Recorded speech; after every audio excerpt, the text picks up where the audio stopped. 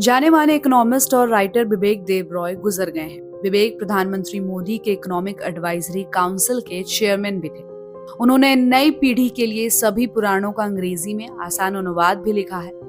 विवेक देबरॉय 69 साल के थे और उन्हें मोदी सरकार में पद्मश्री से भी नवाजा गया था।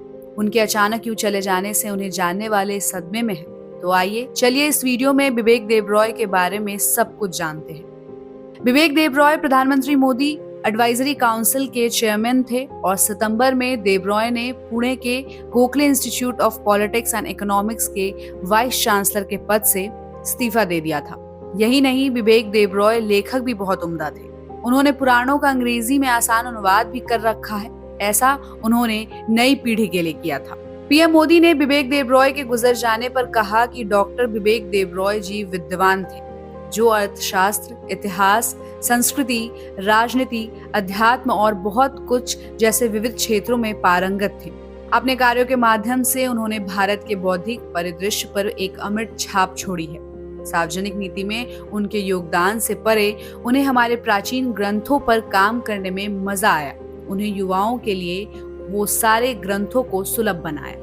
आपको ये भी बता दें कि विवेक देबरॉय को उन्हें पूरे करियर में कई पुरस्कार मिले, जिनमें 2015 में पद्मश्री भी शामिल है।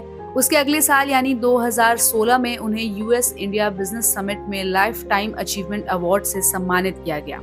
देबरॉय का करियर कई रोल्स में फैला हुआ था, जिसमें कोलकाता के प्रेसिडेंसी कॉलेज में उनका कार्यकाल, पुणे में Gokhale institute of politics and economics और 2019 तक नीति आयोग के एक प्रमुख सदस्य के रूप में वो शामिल थे। एक उत्साही लेखक के रूप में उन्होंने कई किताबें, रिसर्च पेपर्स और ओपिनियन आर्टिकल्स लिखे और कई बड़े-बड़े न्यूज़पेपर्स के लिए कंसल्टिंग एडिटर के रूप में काम भी किया।